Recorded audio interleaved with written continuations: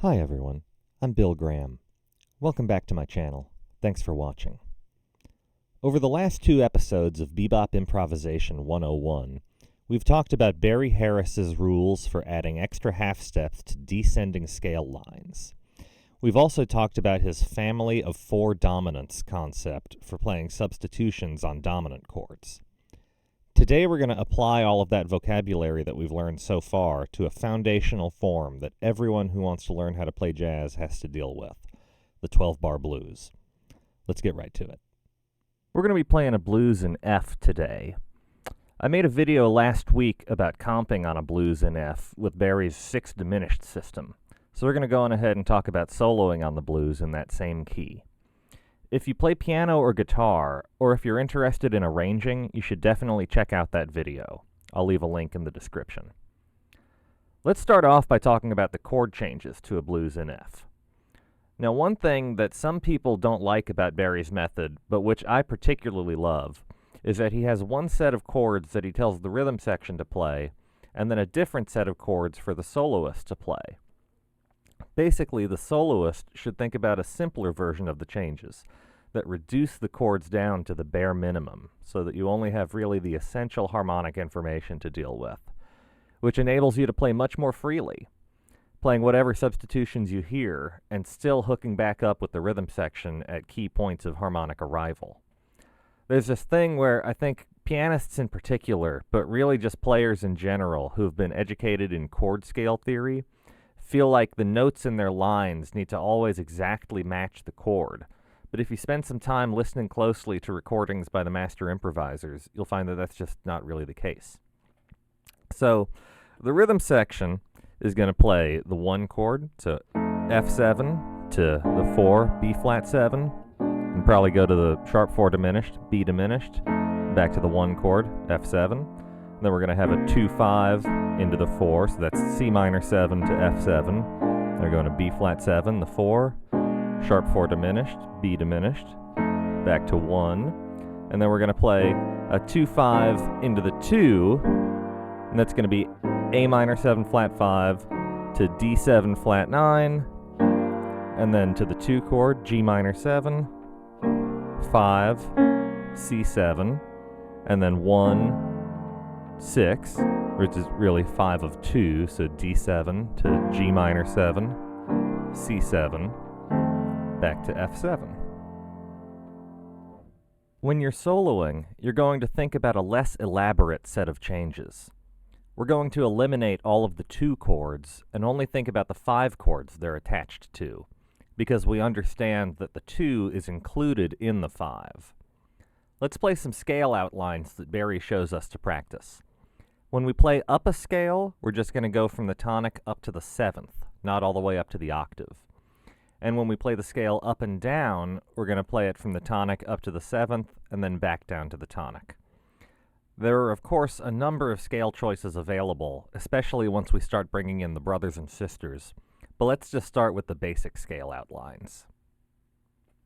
Alright, so it's going to be F7 up, B flat 7 up, F7 up and down, B flat 7 up and down, and then F7 up, but when we come down, we're going to land on the 3rd of D7. So one more time, that's F7 up and down into the 3rd of D7.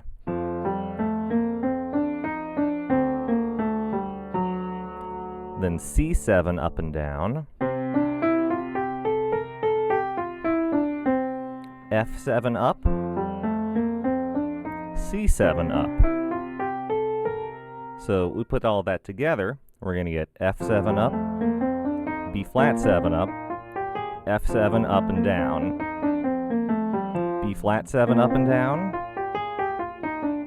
F7 up and down into the 3rd of D7, C7 up and down, F7 up, C7 up. One more time.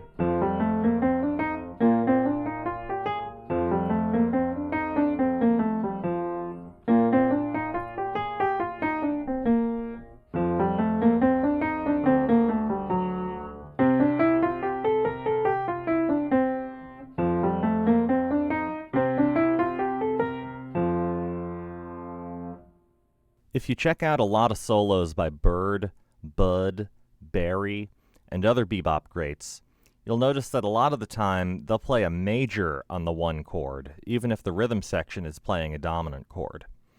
Particularly in bars 3 and 4, a lot of the time they'll play major into dominant.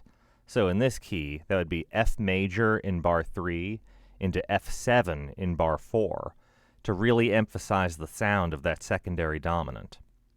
The 1 turning into the 5-7 of 4, leading into the 4. Let's try playing that scale outline again, but this time let's replace all of the F7s with F majors, except in bar 4 where we'll keep it F7. In fact, in those two bars, let's go up F major and then down F7. So like... Alright, here we go. So we're going to have F major, B flat 7, F major, F7 down, B flat 7 up and down, F major up and down into the 3rd of D7, C7 up and down, F major up, C7 up. One more time.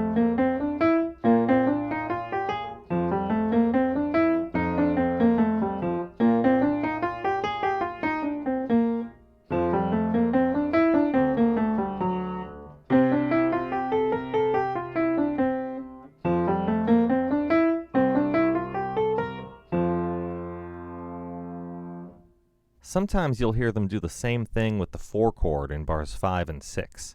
So let's try playing up B flat major and down B flat 7 there.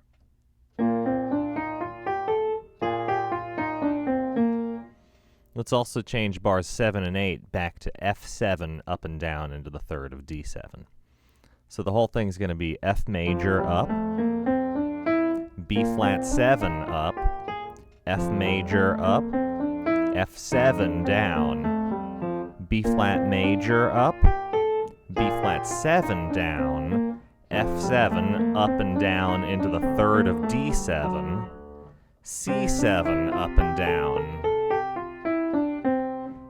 F major up, C7 up.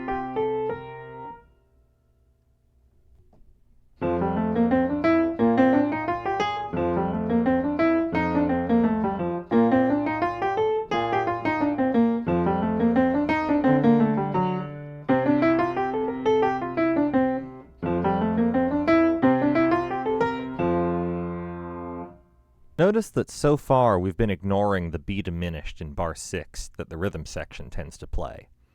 That's totally fine. You can just continue ignoring it if you want. Bird ignores it more often than not. If you do want to catch it, there are a couple different ways that we can do that. One would be to play B flat 7 up and down into the 3rd of G7. Let's try that.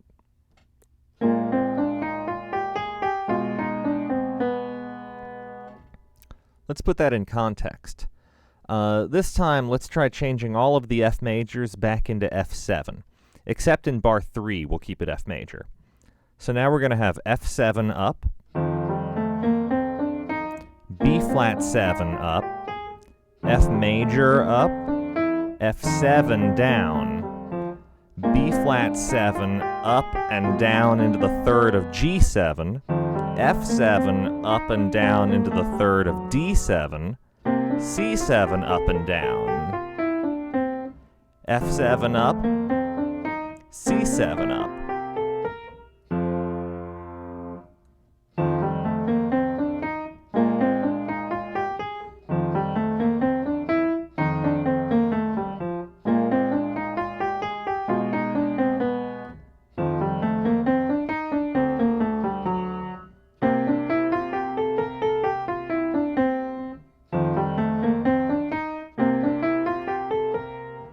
A little bit faster.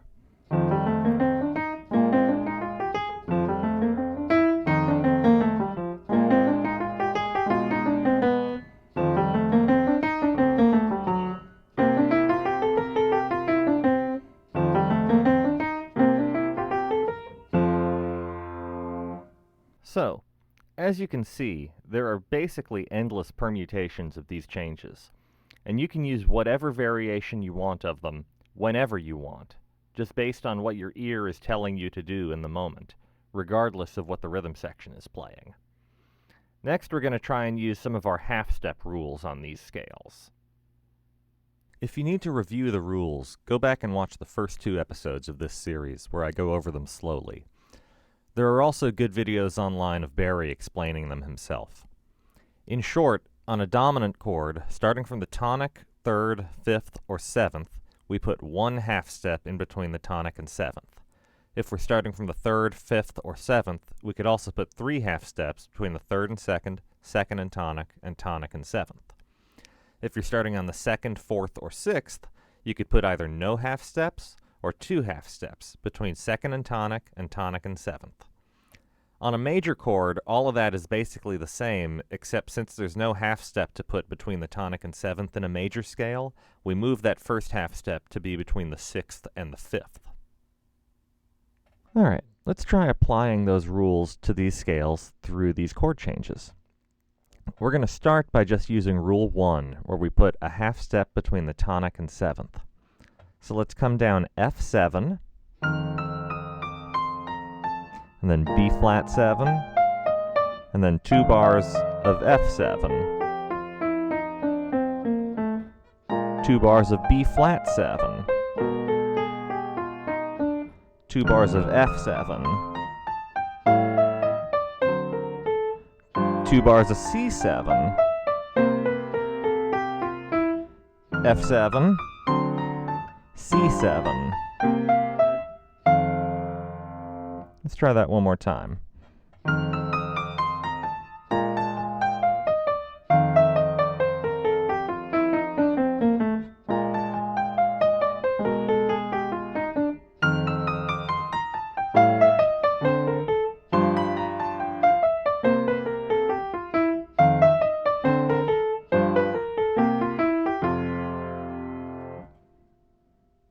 Okay, let's play all those same scales down, but this time starting from their thirds.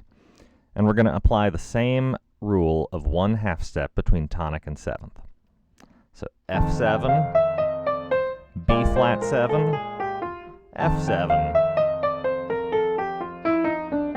B flat 7,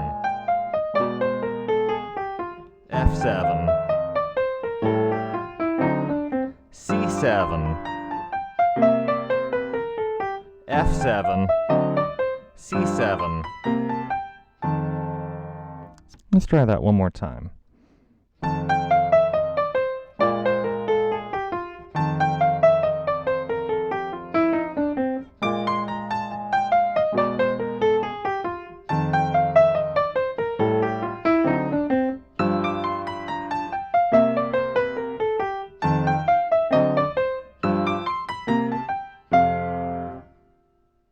Let's apply the same rule on every chord, but from the 5th.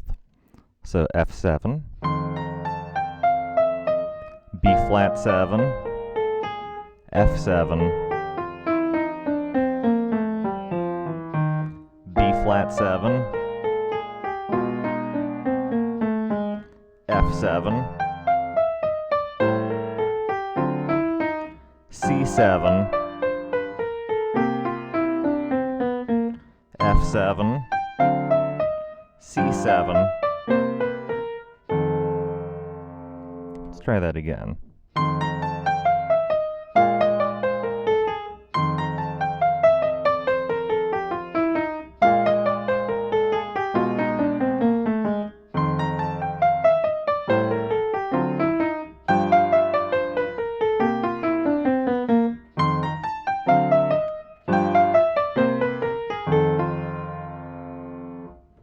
Let's try that again.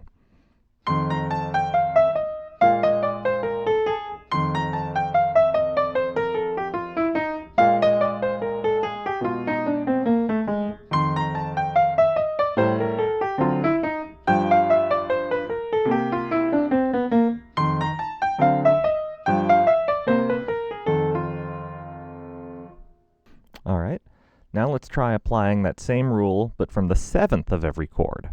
So F7, B flat 7, F7, flat 7, F7. Looks like we can connect into the third of D7 that time. And then C7, F7, into the third of D7, C7. Let's try that again.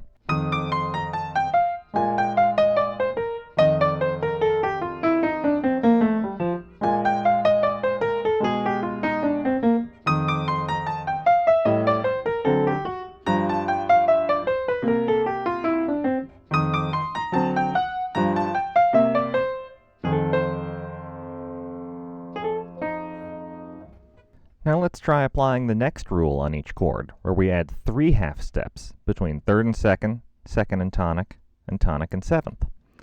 So F7, B flat 7, F7, B flat 7, F7, down to the third of D7, C7, F7, C7. Let's try that one more time.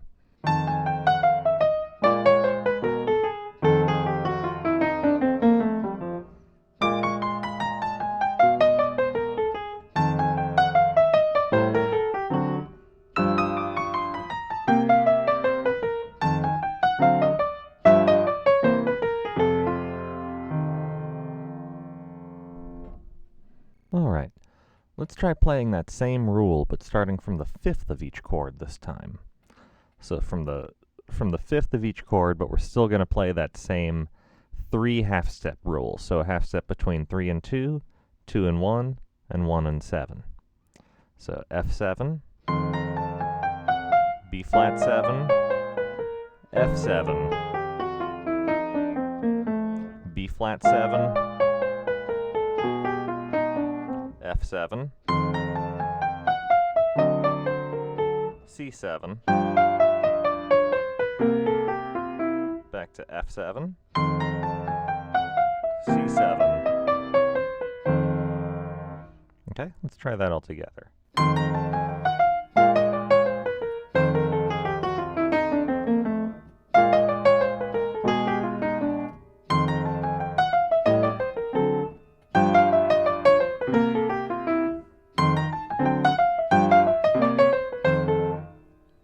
If we want to play that same rule from the 7th of each chord, we need enough time.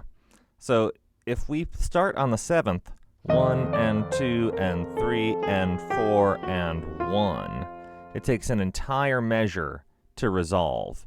And so if we don't have time to fit all of that in, we need to use a different rule. So I'll tell you what, on the chords that only last for one measure, we're going to play the 3 half-step rule from the 3rd. And on the chords that last for 2 measures, we're going to play the 3 half-step rule from the 7th. All right, so the first bar, let's play 3 half-steps from the 3rd of F7. And then second bar, 3 half-steps from the 3rd of B flat 7. And then now we've got 2 bars of F7. So let's play from the 7th of F7 with 3 half-steps.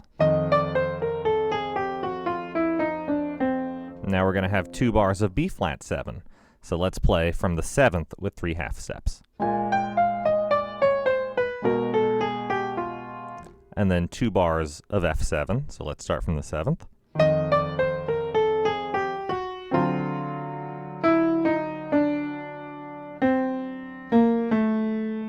And then 2 bars of C7.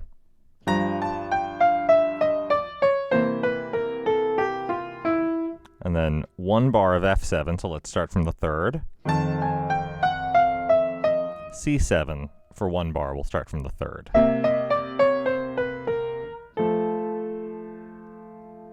Let's put all of that together.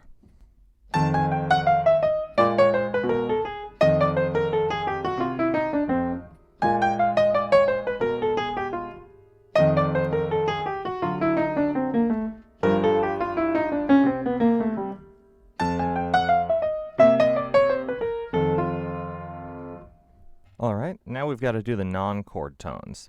So let's try starting each chord on the second degree. And we're going to use our rule where we put 2 half steps between second and tonic and seventh. So we're starting on F7 from the second, and then B flat 7 from the second, and then F7 from the second for 2 bars. So we're going to say 1 and 2 and 3 and 4 and 1. We start the second bar on the third, so we can use either the 1 half step rule for this measure or 3 half steps. Okay? And then we've got B flat 7 for 2 bars. So we'll start from the second. 1 and 2 and 3 and 4. And then the second bar of it starts from the third. So we could again use 1 half step. And then we're going to have 2 bars of F7. So again, let's start from the second. And the second bar of it starts on the third. So let's use 1 half step. And then we're going to be on C7, start from the second. Second bar worth starts on the third. So again, let's use 1 half step. Or 3 half steps. And then we end up on the second of F. So let's come down F for a bar. And then C7 for a bar. Let's try putting that all together. And in fact, on the last couple of chords, let's try putting an extra chromatic passing note in between. So instead of just saying,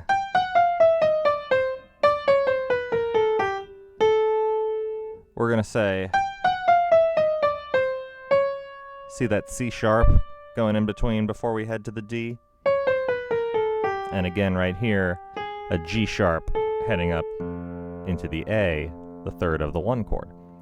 So let's try putting all of that together.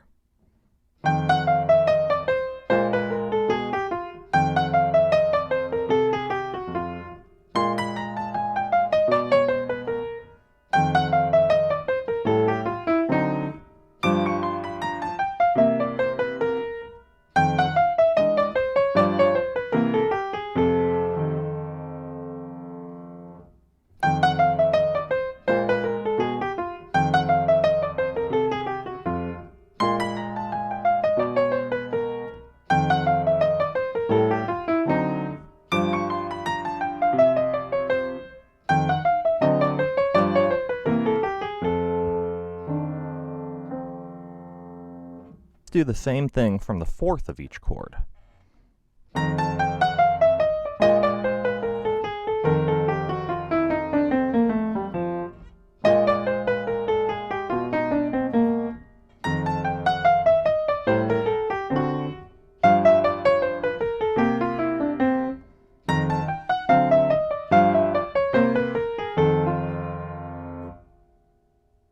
Or from the 6th of each chord.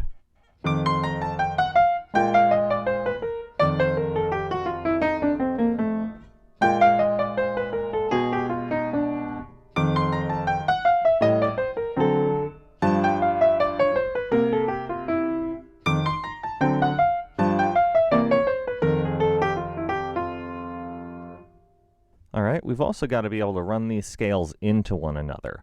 So let's start on the tonic of F, use 1 half step. On the next downbeat, we end up on the 5th of B flat 7. So let's use 1 half step again. And then how about we resolve up into the 3rd of F7 and use 1 half step again.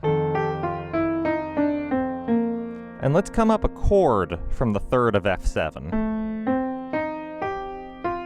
and resolve it down. So that whole phrase so far has been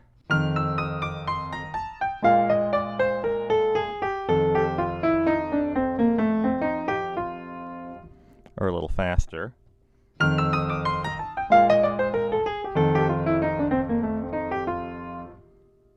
Right, maybe in the next 4 bars we can jump up to the 5th of B flat 7. and then come up a triad, resolve it down, and then let's run that up a third, and back down into the scale. And then the next downbeat, we're going to be on the fourth of F7. So let's use our rule where we use 2 half steps between 2 and 1 and 1 and 7.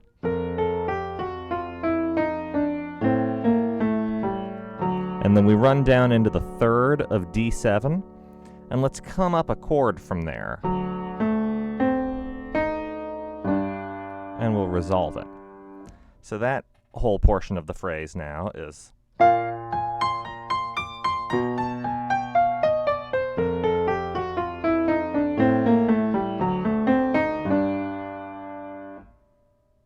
All right, and then maybe in this third phrase, we'll play down from the tonic of C, 7.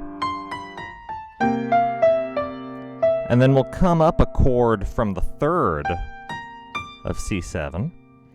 And then let's walk down from the fifth of F7 into the third of D7 and keep walking down. We're going to come up a chord from the seventh of C7 and then walk down from there. And then we just end on the fifth of F. We could play something like that to end it. So that whole third phrase went.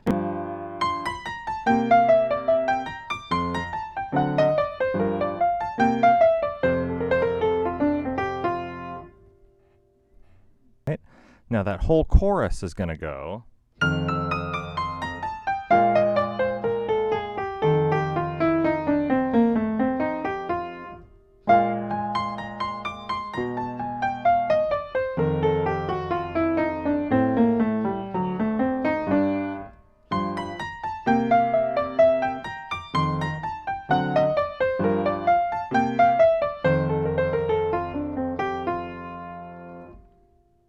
Or we could just end that like going back up to the tonic, probably makes sense. So if we speed the whole thing up, we're going to get.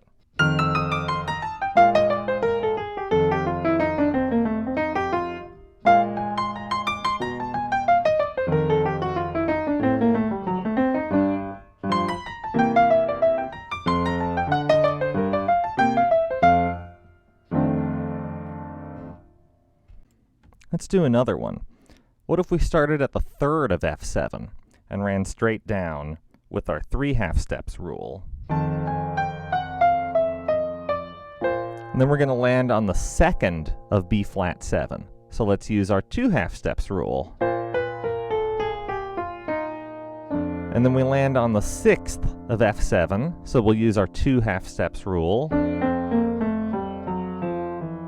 And maybe we'll come up a chord from the 7th of F7 and walk down. So let's play that 4-bar phrase. A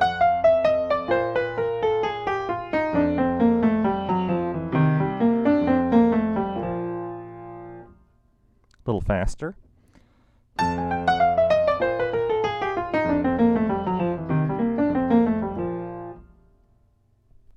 All right, maybe we'll start the next phrase by jumping up to the 5th of B flat 7, running up to the next note and running right back down. And then when we hit the 3rd, we're going to use our 3 half steps rule. And then we're going to end up on the tonic of F7. Use our 1 half step. And then we're going to end up on the 3rd of D7. So let's come up a chord from there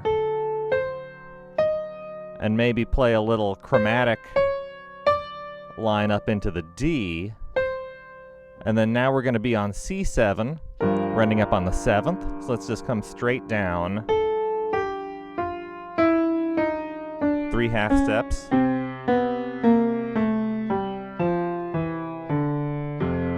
And we end up on the 5th of F7. Okay, and maybe in these last 2 bars over the D7, let's come up a triad from the 3rd of F7 and resolve down. And then when we go to C7, let's just come straight down with 1/2 step.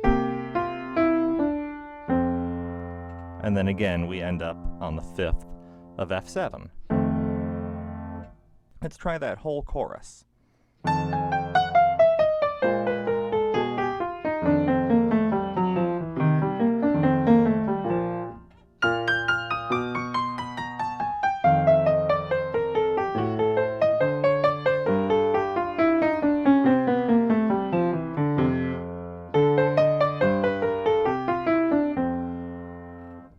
Maybe a little bit quicker.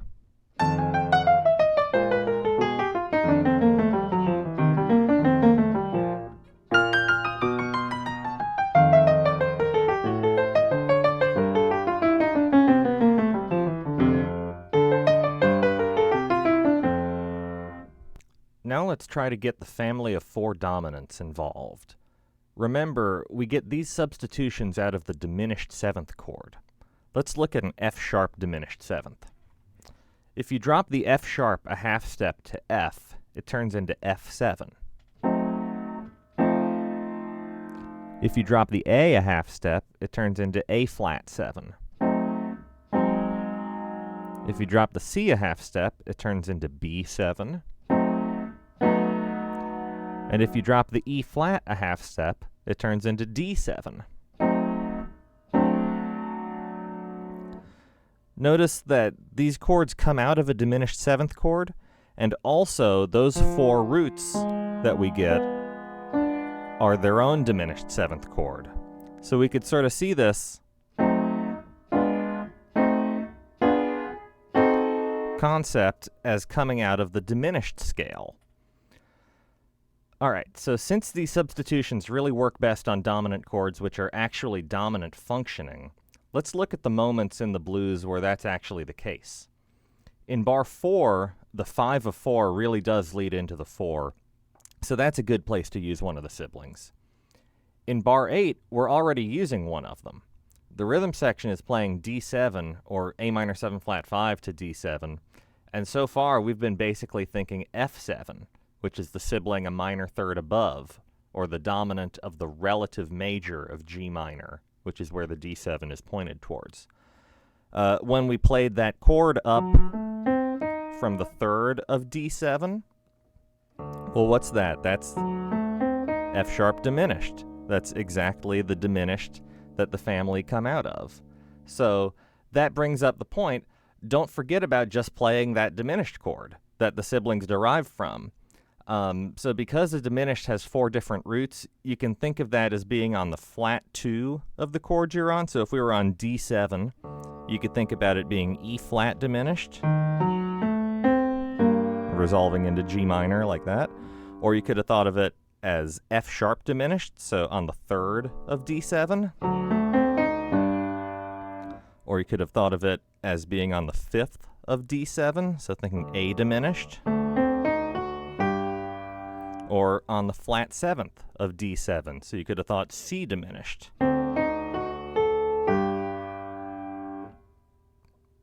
Alright, so let's say we're going to come up a chord from the 3rd of F7. And then we resolve on the tonic, so we're going to use 1/2 step. And then we ended up on the 2nd of B flat 7, so we're going to use 2/2 steps. And then let's come up a chord this time from the 5th of F7. Still going to use 1/2 step. And then now let's change it to B7. 1/2 step is going to resolve nicely into B flat 7. So let's hear that all together.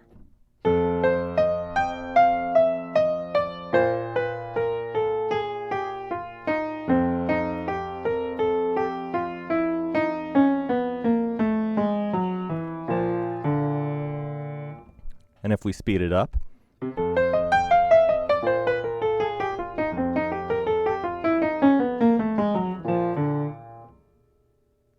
okay, let's say in this next phrase, we're starting on B flat 7.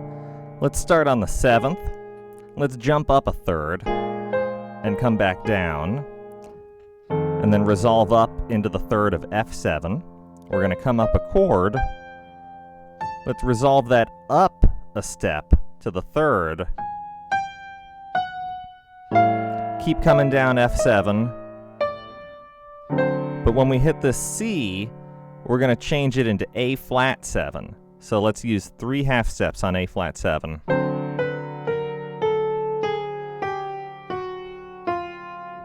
And then we're going to land on the third of C7.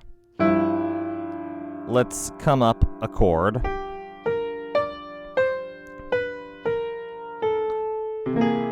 We end up on the second of F sharp 7. And so we're going to put 2 half steps.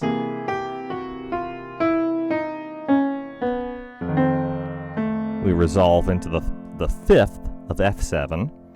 And then when we go to D7 in the rhythm section, let's come up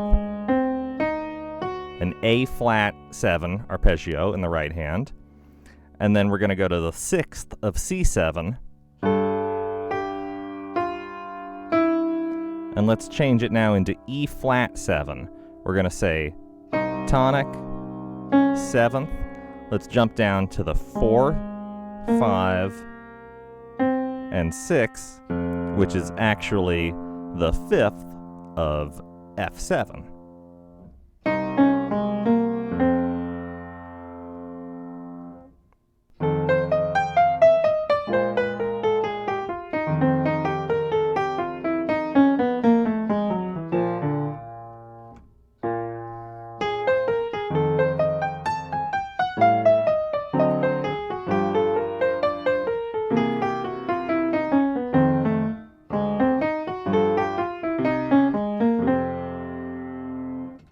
A little bit faster.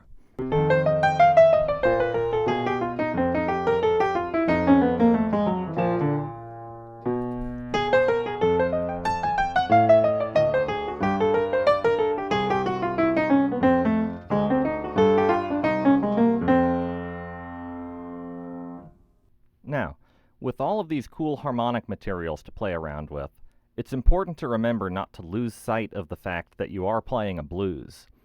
Make sure to play plenty of blues phrases in addition to all of these bebop ideas.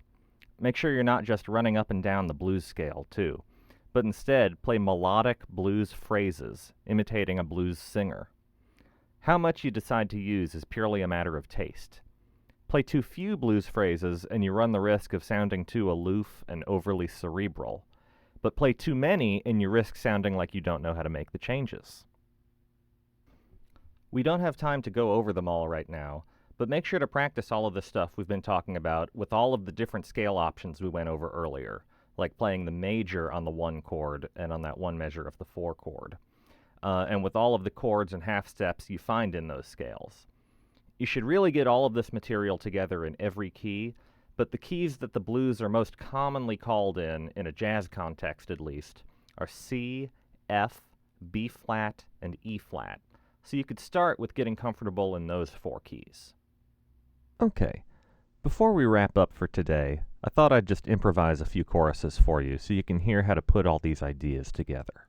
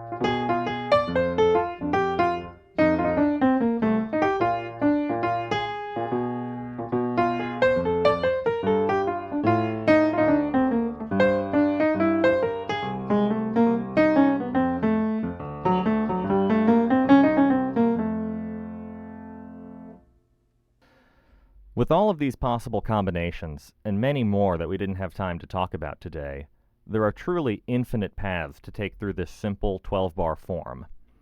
Just keep practicing, and eventually you'll train your ears to hear the right places to put all these half steps in, without having to consciously think about the rules anymore.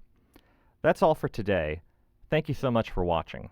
I hope this video has helped make this stuff a little bit more approachable for you.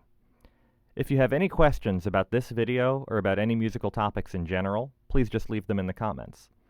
Please make sure to like and subscribe. Also, my book, Chord Tone Improvisation, is available to buy on Amazon, and you can also buy a PDF of it on my website. I'll leave links in the description. If you're interested in taking some Skype lessons, you can send me an email at billgrahammusic@gmail.com.